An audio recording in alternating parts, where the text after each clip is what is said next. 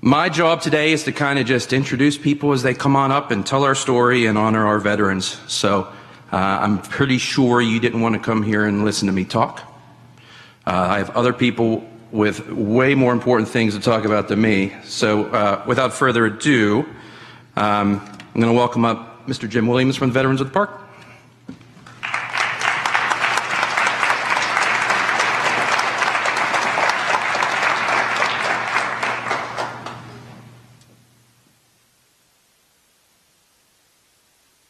Welcome, everyone. Thank you for coming. This is incredible. First, I want to recognize the Southmoreland Scotty Band, the PIMBA champions.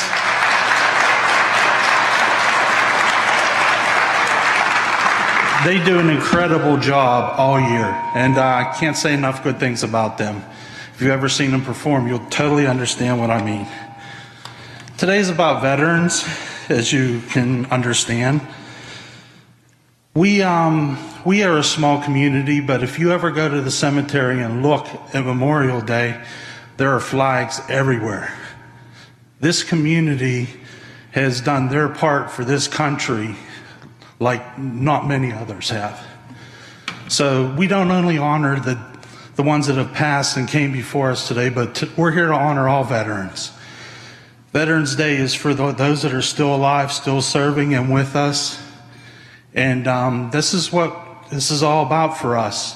As veterans, we thank you for your support, especially in this community, because any program that the veterans had here, this community has really been very supportive, and we thank you for that. So anyone that can stand, please stand. We're going to have the posting of the colors. If you can't stand, remain seated. Please remove your hat.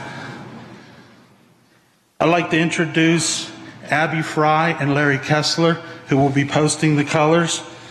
Abby Fry is alumni class 1960, Navy veteran. Larry Kessler is alumni class 1971, Navy veteran. Gentlemen, proceed.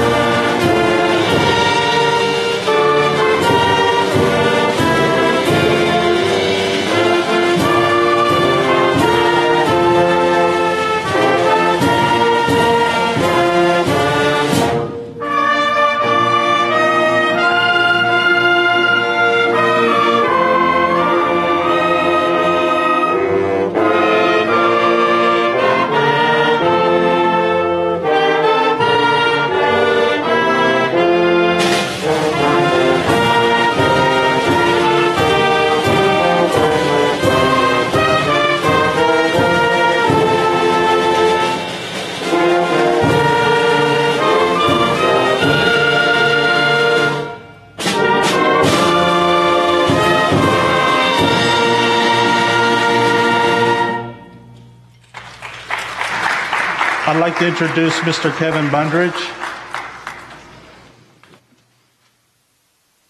I'm taking Dr. Boone's job away from him. But Mr. Bundridge will be doing our invocation. If you please remain standing. Thank you.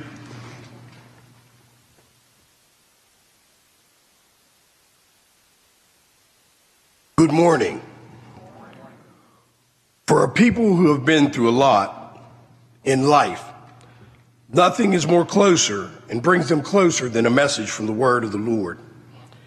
This particularly is true on this time at Veterans Day, as we remember our national veterans. These veterans served our beloved country. They sacrificed much more than we would ever imagine. A significant portion of their lives have been spent away from home and out of the love of their loved ones, as they sacrifice much loyalty, service, and selflessness for their people and their communities. As to commemorate the Veterans Day on this day, the 11th day of the 11th month of the year, we look at these Bible verses that can help us, as well as veterans and their families, to experience God's love. Where would the United States be if it would not be for the veterans who decided not to go to the armed forces? It's hard to imagine it's a place where people could not practice their faith or enjoy democracy, maintain peace and order, exactly what the veterans did in their turn in service. Veterans risked their lives. Some gave some, and some gave it all for their beliefs in their country and what we stand for. While many of us were sound asleep in our beds, these active members of our service diligently served their community and country by going off to war in other countries to keep us safe, to keep us honored, to keep us in freedom. Every time we see a veteran, we should practice an attitude of gratitude by thanking them for their service. As I read these words from the Lord, I pray that they bring you comfort at this time. As the Father loved me, I've also loved you. Abide in my love. If you keep my commandments, you will abide in my love, just as I have kept my Father's commandments and abide in his love. These things I have spoken to you, that my joy may remain in you, and that your joy may be full. This is my commandment, that you love one another as I have loved you. Greater love has no man than to lay down his life for his friend. Yes, you are my friends, if you do whatever I command you.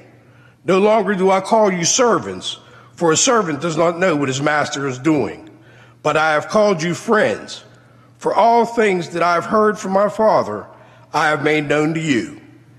You did not choose me, but I chose you and appointed you that you should go and bear fruit, that fruit should remain, that whatever you ask in my Father's name, he may give you.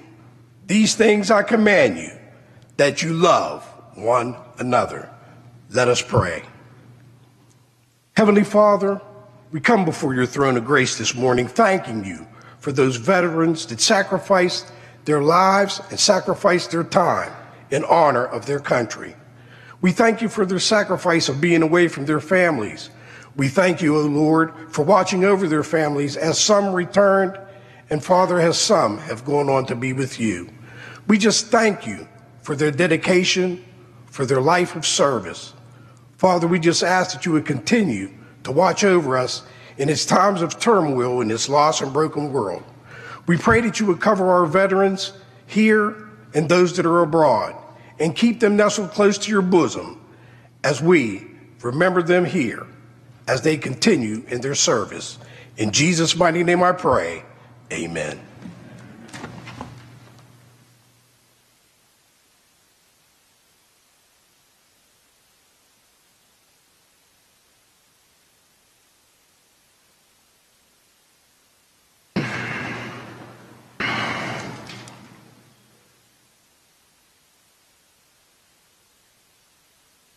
At this time, I'd like to welcome Mr. Mayor Chuck King up to the podium to speak. Opening remarks.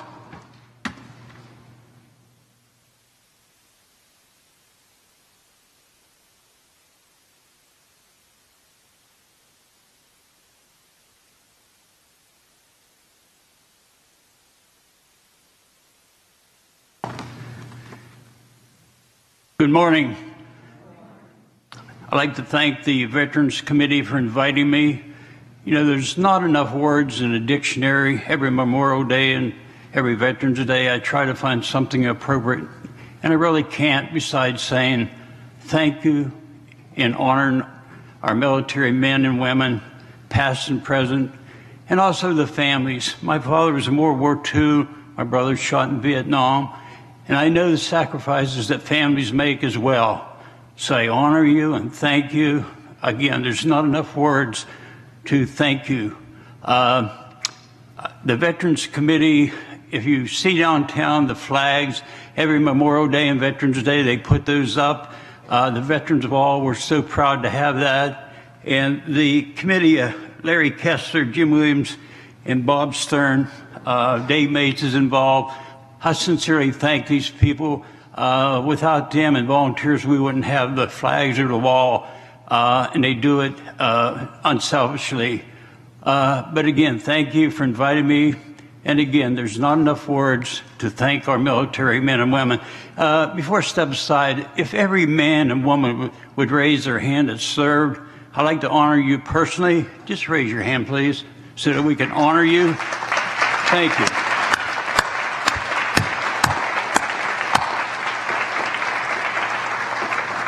Thank you again. It's a pleasure to be here.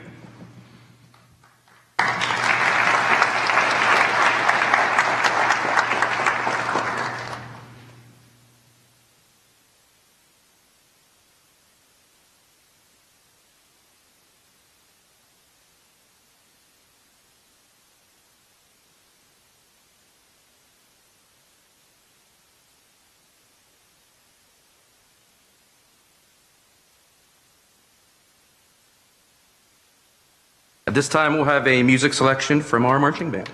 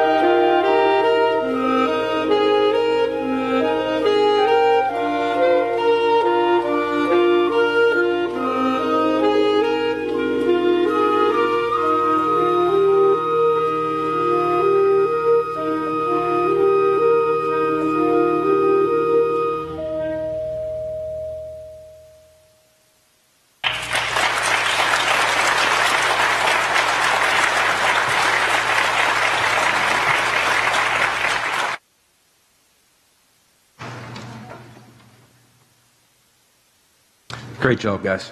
Great job.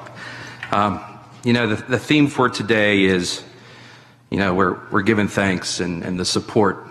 Mr. Williams, you spoke of support of the community. Throughout the week, schools across America have had different Veterans Day assemblies. I know we had a couple in our schools here at Southmoreland, and this one is hits a little bit different. And I wanted to talk about the support in our community we have. I have Mr. Jason Lucia here from Central Westmoreland CTC, who was instrumental in helping us with this project that you're going to see here in a little bit, so I want to give him a round of applause.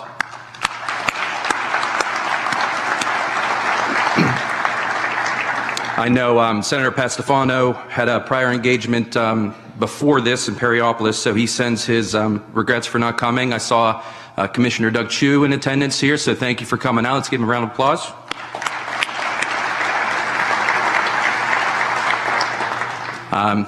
And when you think local officials, I see several school board members here, so I thank you for coming out today. And real quick, let's give them a round of applause because total volunteers. And last but not least, in terms of local representatives, I wanted to ask, I have Representative Eric Devanzo here. Would you please come up and give a couple words before we move on with the rest of our program?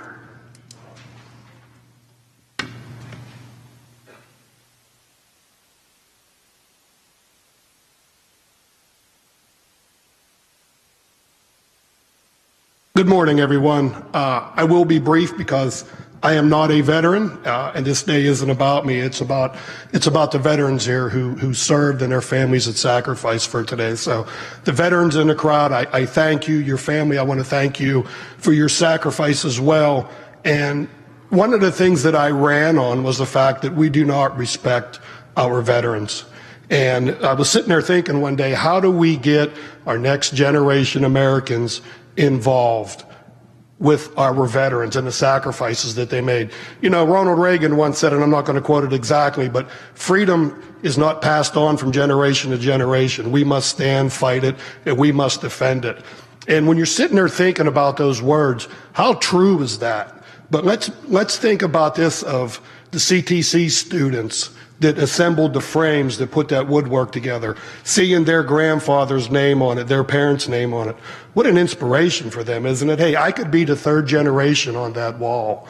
That's America right there. And if we're going to put respect back in this country, if we're truly going to get back to respecting the flag, respecting our veterans, and respecting our freedom, this is where it starts at. So any of our next Americans, our younger adults here, anyone that's thinking about joining the military, go for it. And if you guys have any questions, and if there's any way my office or my resources can help you, I am here for you because I'm proud of that flag. I stand for that flag, and everybody here should too. So our veterans and families, I can't say this enough, I respect you a lot, and thank you. Thank everybody here today.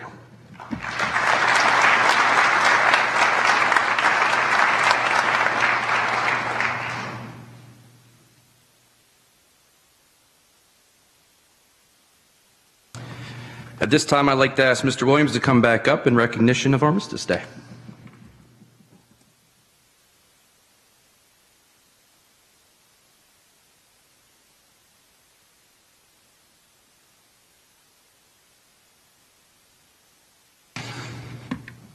Before I talk about Armistice Day, which is why we are all here, I'd like to recognize a few people. In the front here, we have some of the residents from Woodcrest, all veterans. I'd like to thank them for making this trip and joining us this morning. Can we have a round of applause for them?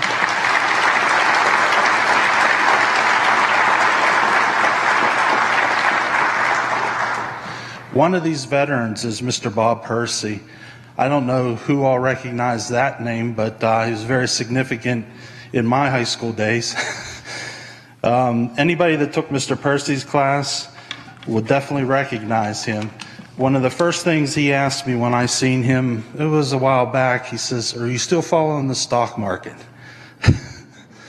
He had this thing in his class that he'd have us all pick stocks and we'd follow him and invest in everything. It was pretty eye-opening at that time, and I won't date myself of when that was, but it was in the 80s. But I would like to thank Mr. Percy for all he's done for this community. He's authored a book about veterans, local veterans. He was committed to the school, was a veteran himself. I'd give him a round of applause, please.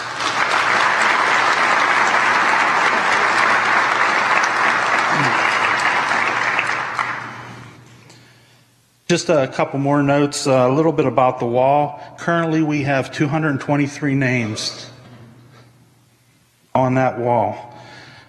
In like the last week, I've probably received at least 50 more submissions.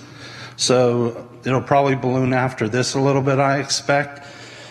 The honor roll in Scottdale has over 500 names on it. Not all of them are alumni of Southmoreland, but I expect as this goes on that this will continue to grow. Our goal is to make sure that we recognize everyone. We don't want to leave anyone behind. So if you have a relative or somebody, a classmate, please submit their name. We will research it, we will figure it out, we'll find out the dates, and we'll put everything in place with as much information as you can give us. But I ask of you, please submit those names. There's no cost at all. The whole idea of this is for the students to be able to look at that, ask questions about the names, the time period, and everything that's gone on to get to that. And this goes hand in hand with the community. So, of those 223 names, 104 are Army. Of course, there's probably going to be more Army than anybody else. There's a running joke with the guys working on this about all that.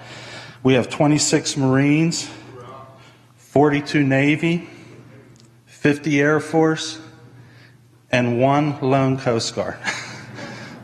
But I did get another submission for a Coast Guard member this week, so there's going to be 2.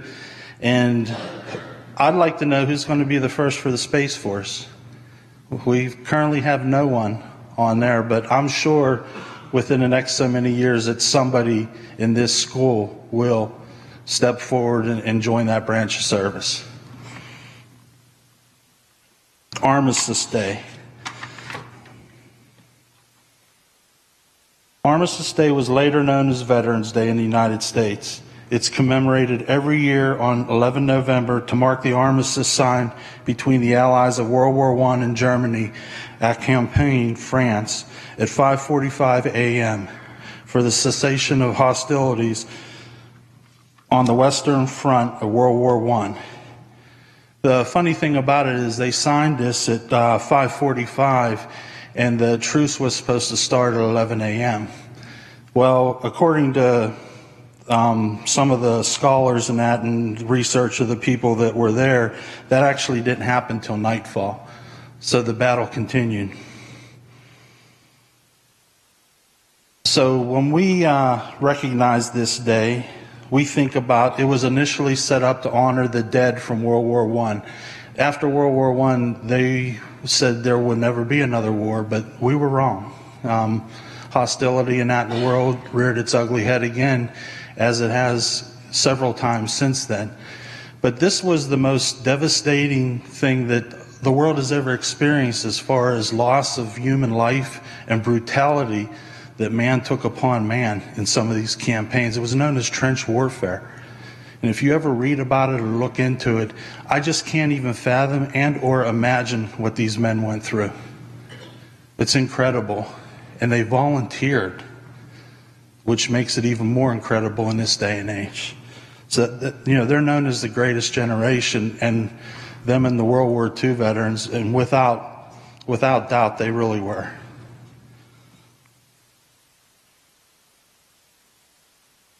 The actual cessation of fighting didn't stop until the Treaty of Versailles, and then it continued on. In 1945, World War II veteran Raymond Weeks had the idea to expand Armistice Day to celebrate all veterans, not just those who died in World War I. Weeks had led a delegation to General Dwight Eisenhower, who supported the idea of a National Veterans Day. Weeks led the first national celebration in 1947 in Alabama and annually until his death in 1985. He was awarded the Presidential Citizenship Medal in 1982 as the driving force for the national holiday. Elizabeth Dole, who prepared the briefing for President Reagan, determined Weeks to be known as the Father of Veterans Day. We're 3 minutes away from 11 o'clock. On the 11th month, the 11th day, the 11th hour, is when we take a moment of silence to remember all this, all these men that have died in these wars and that have come before us, to honor them. So I'd like for everybody to take a moment and just think about that, please.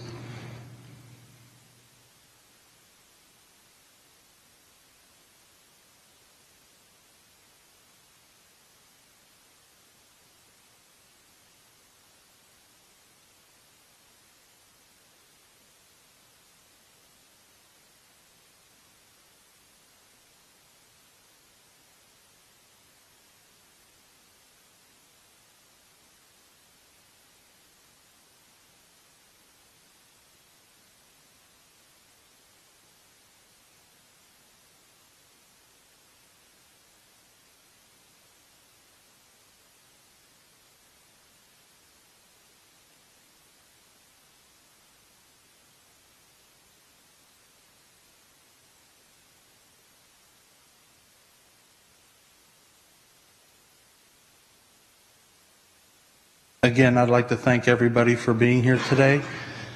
Dr. Boone's going to come up and introduce our next speaker. I'm very proud to call this man a friend. He's meant a lot to this project, and just in knowing him, I think my life is better.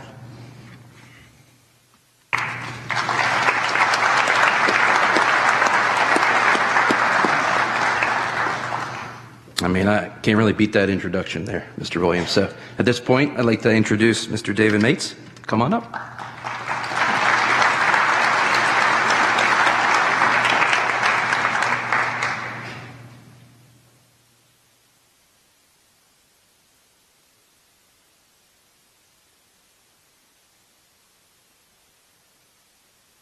Thank you. Dr. Boone, Dr. Clare,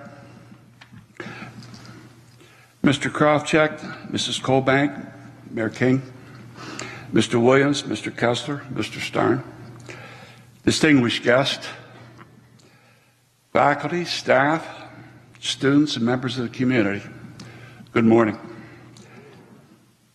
As a member of the first graduating class of Southmoreland High School, as a veteran, and a lifelong resident of this community, it is an honor to be a part of this program today. Several months ago, Dr. Boone, Dr. Clare, and the members of the Veterans for the Park Committee invited me here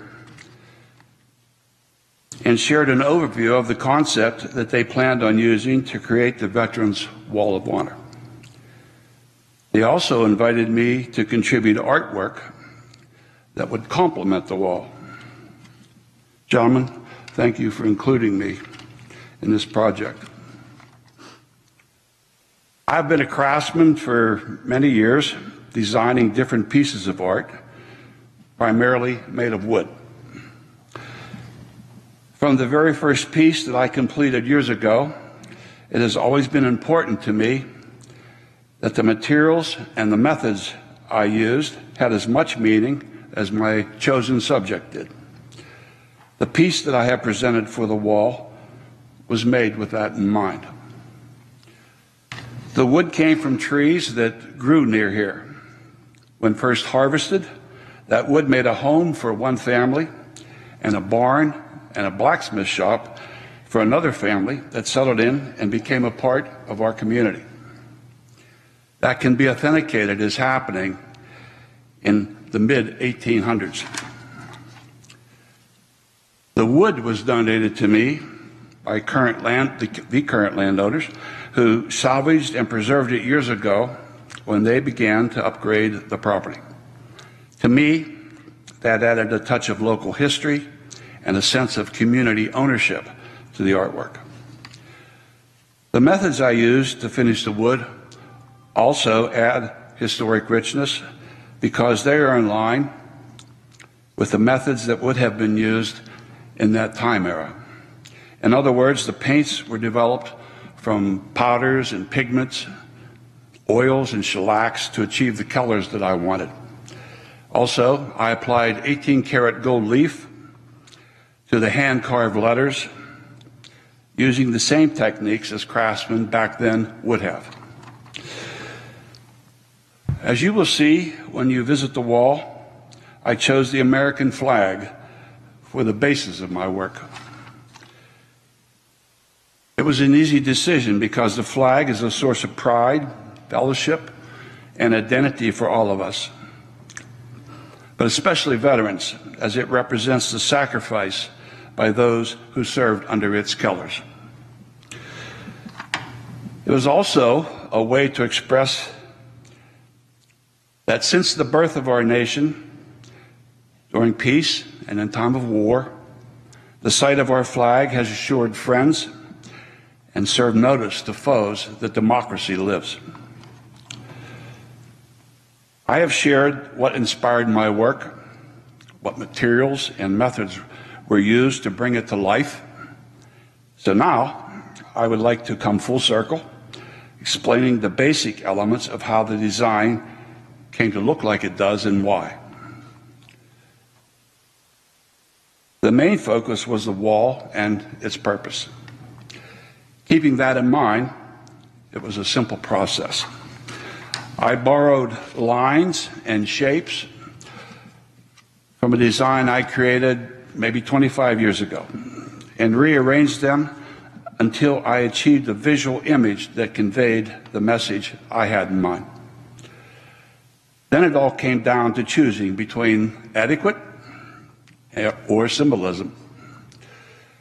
Flag etiquette dictates or suggests when the U.S. flag is hung on a wall, the Union field should be at the highest point and to the observer's left. Viewing the design I presented, the Union field is at the highest point, but to the observer's right. Being that this is a military-themed display, it lends itself to the fact that symbolism, across the board, is a big part of the armed forces, and symbolism provides a way of giving people serving in the armed forces a sense of belonging and self-esteem. Hence the reason you will see many different patches and emblems displayed on uniforms, jackets, hats, military vehicles, and so on. There are 6 completely distinct branches of the armed forces, and within each of those, there are many different types of units that do specific jobs. So you can imagine how many different patches and emblems exist. But there's only one that creates resolve and unity among U.S. troops, one that all rally around. Our design is meant to represent the U.S. flag on a staff, and when it is being displayed this way, it appears to be flying as all the troops march forward and together. I chose symbolism over etiquette as a way to reflect the singular purpose that all active members and veterans share. I want to thank all those who contributed to this project. From the concept to the completion, it really is special and a job well done. I'm going to close with the main reason I accepted the invitation to speak here today. I felt it was the right time and the right place to express feelings I've been carrying around with me for nearly 60 years. For a young man in his late teens and early 20s, I was trained for and assigned to a very unique military job. During my tour of duty in Vietnam, it afforded me the opportunity and the ability to interact with those who were in rear echelon support roles, civilian and military alike, those who were directly involved in combat operations, and those who were in military leadership positions. I witnessed things that I will never forget, and things I will never fully comprehend. What evolved from those times made a significant impact on me, but I could never find the right words to express how I felt. Then a few years ago, I came across a quote made by Lieutenant Joseph R. Carey, a Medal of Honor recipient, and his words seem to parallel my thoughts very closely. I would like to paraphrase that quote as a way to recognize and honor the names on the wall next door, as well as all veterans who have been a part of our community and our country. I quote, "In the first half of my life, the patriotic and heroic stories I heard in my youth caused me to believe that my nation was never wrong and that my leaders would never lie to me. When the sands of this foundation blew away, I lost my patriotism.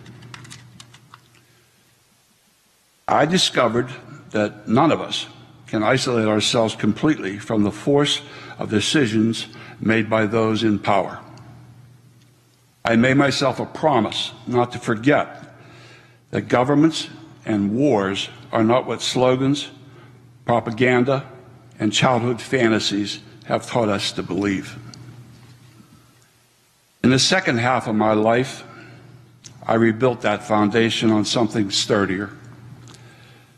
The relationships I had with other veterans and the observation that Americans can be unimaginably generous and willing to put their lives on the line for the freedom and well-being of others." End quote. Today, being Veterans Day, I offer my sister and brother veterans much respect. It is an honor to be counted among your ranks. I salute you. Thank you.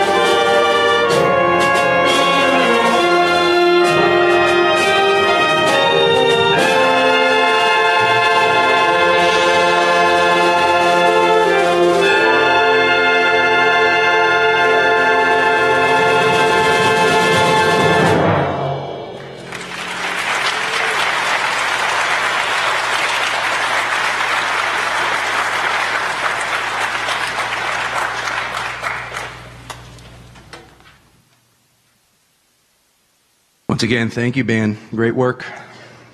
At this point, I'd like to, it's my pleasure to introduce Dr. Clare from Southmoreland to talk more about the concept behind the Southmoreland Wall of Honor. Dr. Clare?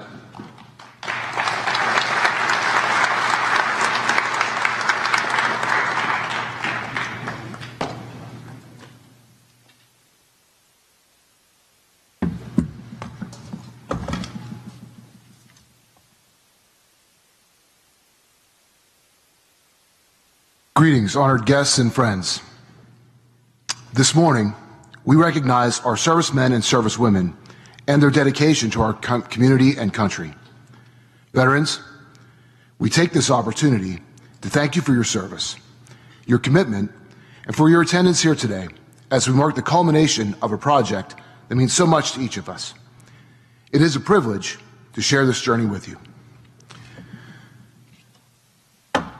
In the summer of 2022, Southmoreland graduate and veteran Mr. Jim Williams and I spoke about finding a way to honor you, our veterans, and to do so by inviting students to share in the design and the construction of this important symbol of service and commitment. We visited local displays, researched examples from all over the country, and then finally settled upon the design and location that you will see here this morning. In our student union, your names and your service will be seen by future generations and visitors. It may inspire the next generation of service members to choose that path as well. Most importantly, it honors all whom we know gave so much to us and for us so that we can live in freedom and in peace. Work began with the reimagining of the space. Our CTC students painted, created, and finalized the base for our wall. The Veterans for the Park Committee, who have been so generous and supportive of this project, provided us with the required symbols to establish our POW MIA table. Additionally, this organization funded the purchase of needed elements for the completion of the Wall of Honor. Our students built and constructed the display cases for each branch. They also designed and made the lettering for the banner over the memorial here at the high school. Southmoreland graduate and veteran Mr. David Mates created our artistic piece entitled Colors for our wall, using materials that were gathered locally and that reflect our school and our community. Every step of the way, we asked ourselves, have we done good work here? Have we stayed true to the mission of honoring our veterans and involving our students in the process? I believe that we have. There is more yet to do. But today, we share with you what we know will stand as a reminder to all what duty and honor look like in our quiet part of rural Western Pennsylvania. And we are very proud to do so.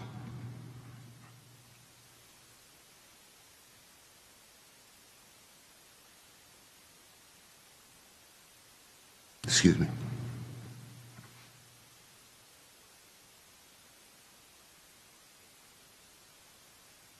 Veterans, we thank you.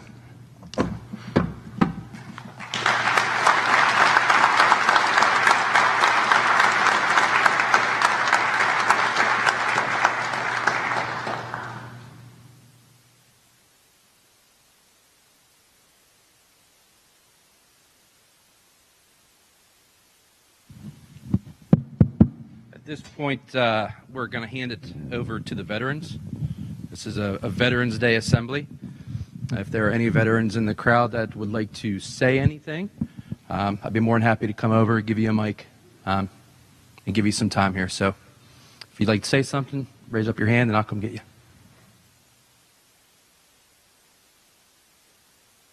Is there any way I could talk?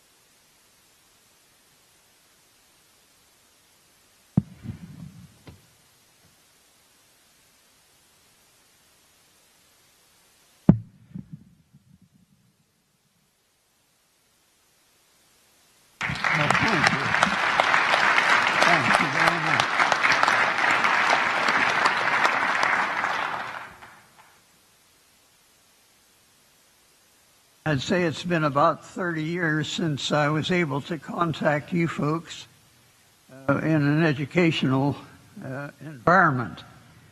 And I'm very happy to be here tonight, and I appreciate your invitation.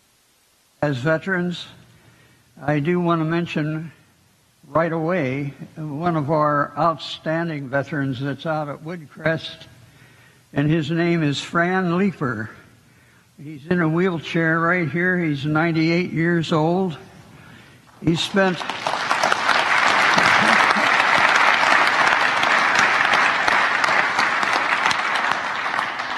I don't think he can hear you. But that's his prerogative. But we would like to mention that he spent a whole year in a foxhole at Anzio, Italy. After the invasion of Salerno in Italy, he was positioned in a foxhole and observed many air battles coming right over him, German planes chasing ours. He mentioned every morning the Germans would come out of the sun in their fighter planes and attacking our people. He mentioned of one being shot down, one of our people, and a German pilot machine gunning him before he hit the ground. And I thought that that was kind of a great observation that indicates the terror and horror of war. And Fran was right in the center of it for a year. And so 98 years old, he's doing quite well. He doesn't hear a word I say, but I'll fill him in when we get back to Woodcrest. That's for sure. There are a couple things I do want to say to you. There were three people that I wanted to mention, and I'm sure that many of you know them, maybe you don't. And I'll start with World War II, which I'm familiar with because I was 10 years old when World War II came about. And that's been my whole life, really, including publishing a book on profiles and service of our military people in World War II. But the individual that I'm speaking of from World War II, of course, there was an individual also from the Korean War. I don't know if any of you knew Jack Warrick, W-A-R-R-I-C-K. Jack was at the 38th parallel in 1950. The month was June. And the North Koreans overran his position. Jack was never found. He was from Scottsdale. Maybe some of you knew. How many of you might have known Jack? I hear nobody is aware. His mother, I think, went to her grave not knowing whatever happened to Jack. So the North Koreans came across the 38th parallel and grabbed him off. And so the other one I wanted to mention also was Bill Hernley, who was the first soldier from Scottsdale killed in World War II. He was shot down over the North African desert in Tunisia after bombing a German airdrome. The exact date was February 15th, 1943. And he was shot out of the sky. He's buried over in a place called Carthage. Of course, Carthage, if you ever learned in school, was the headquarters of Hannibal that went over the Alps with elephants. Maybe you students here could grab a hold of that and maybe find out a little more about Hannibal. But that was where Bill Hernley is buried today. The other one I wanted to mention was Dale Palmer. I was the head basketball coach here at Southmoreland when Dale was ready to go to Vietnam, and he came up to practice with us in our practice session at the gymnasium. And when he went over to Vietnam, he tripped a wire that the Viet Cong had set up and stripped the muscles off of his back leg. And he eventually died from his wounds. And I don't know if anybody knows Dale here, but I wanted to mention him because he was had everything ahead of him, and yet was the target of that Vietnam War. And when he came back over, I talked to him, and I know that he had died from his wounds from that war. And of course, the last individual would be, well, he's the one that I did want to mention most. I won't go into any more because I don't want to take too much of your time. But we veterans certainly appreciate your support here. And out at Woodcrest, we do appreciate everybody that brings in some sort of thing that can be constructive. But other than that, if anybody has any quick question, I could try to answer just briefly if you have a question. The young fellow there wanted something answered. Maybe we ought to let him speak. Maybe he has a good thing to say. That's possible. But anyway, Southmoreland seems to be strong. We commend you folks up here. Southmoreland is in good hands. Of course, I taught with Aldo Clara, and of course, you know Danny Clara. I've known him ever since he was just knee-high to a grasshopper. So if he gets out of line, you know who to come to. So anyway, if anybody doesn't have a question, I thank you for your attention.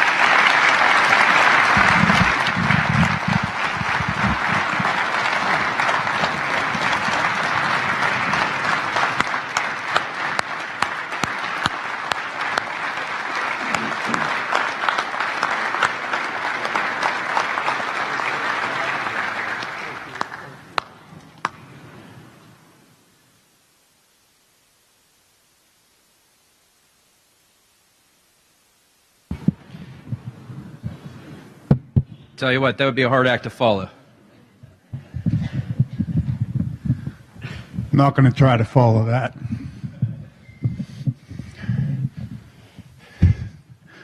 Many of you know me.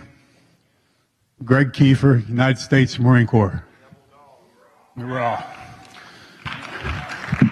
I just wanted to say one word. Thank you. And if I may speak for my brothers and sisters who are veterans here, in today's world, with what's going on, sometimes us veterans, we lose that sense of pride. We always have that pride, but sometimes we lose it. It's always there deep in our heart. Today, that pride has been rekindled. And I want to say, with deepest gratitude, thank you to this district and thank you to this community. You guys are amazing. Once again, thank you.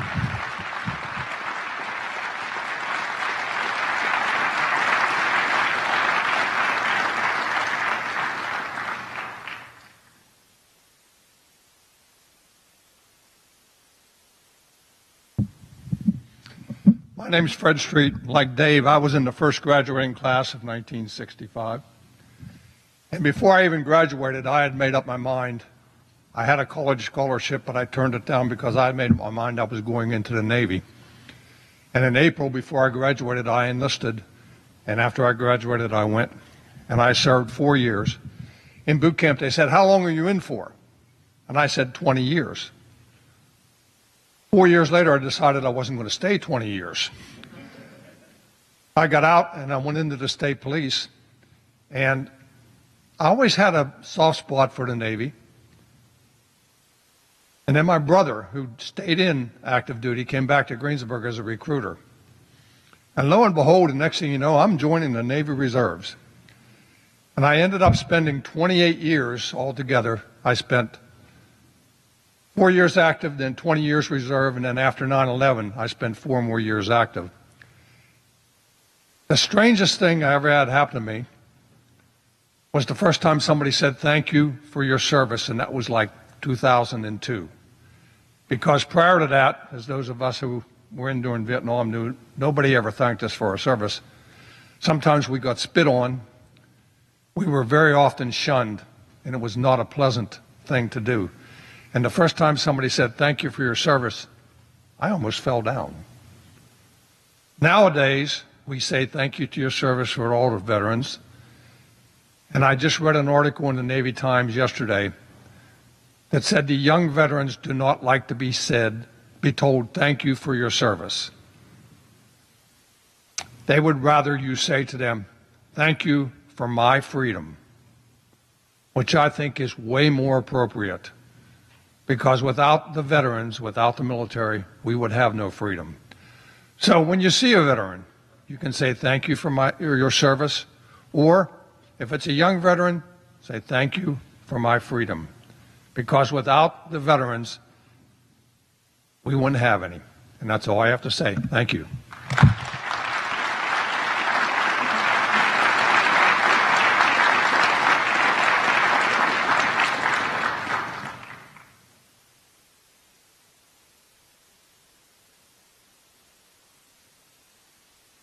I want to say something about Mr. Percy. I never had you as a teacher or a student, but I certainly know you by reputation, and I want to thank you for everything that you've done from a historical standpoint for this community and remembering everybody and everything that you do. One of the things that came about when I was asked out here by Dr. Boone and Dr. Clara and the members of the Veterans for the Park Committee, and they explained the concept they had planned for the wall over here next door. That discussion led to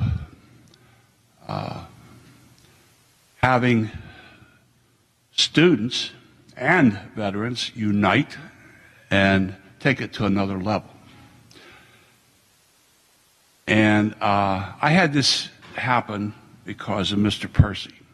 What they're talking about actually is having students interview veterans who are willing to do so, and perhaps talk about their experiences in the military, how those experiences maybe shaped their lives, and what they learned from those experiences. Mr. Percy, years ago, he had a class, and he offered his students the opportunity for extra credit.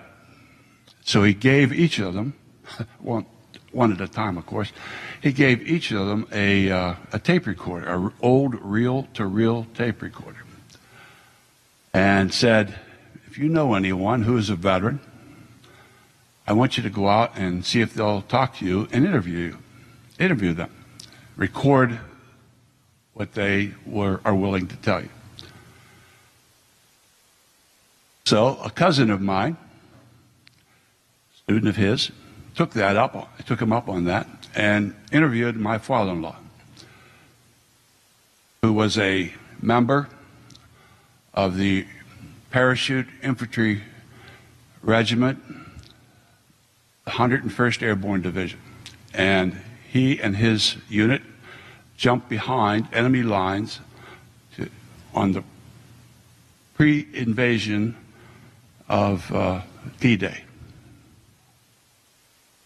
And anyway, Mary Jane, my cousin, she interviewed him for this. That was, I don't know, maybe back in the 70s or 80s, I'm not sure. One day, out of the clear blue sky, Mr. Percy got in touch with me. How he got my number, I don't know, but it didn't matter. He asked me if I wanted to make a copy of that interview. Of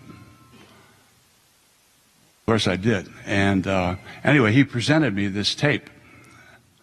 And it was in pristine condition. He kept it for many, many years. And I'm sure there were more than one interview on that tape. But anyway, I was able to reproduce that interview on a CD. and then pass it around to my family. So personally and publicly, I want to thank you for that.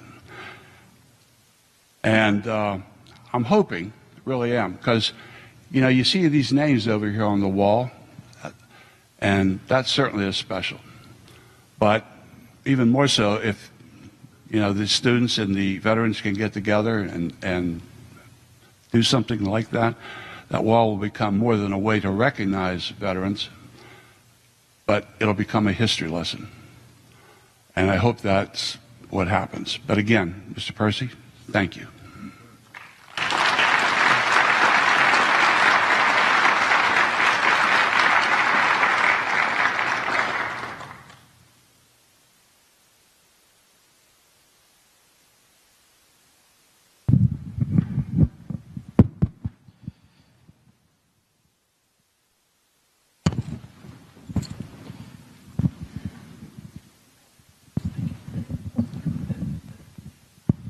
I would be remiss if I didn't take advantage of this opportunity to introduce you to a friend and a dear neighbor of mine. We have known each other for many years. He's a 22-year veteran of the United States Air Force, and he and his sister combined have almost 50 years of service, both with the United States Air Force. I just want to make a comment. His sister, who recently passed, was one of the first Air Force nurses to serve in the space program.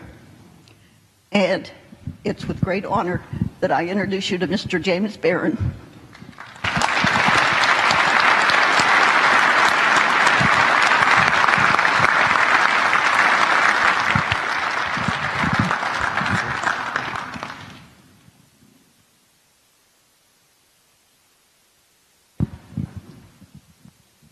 Anybody else? Okay. Making sure I didn't miss anybody again. Okay. All right. We're almost done here with this section of the program. We're on to TAPS.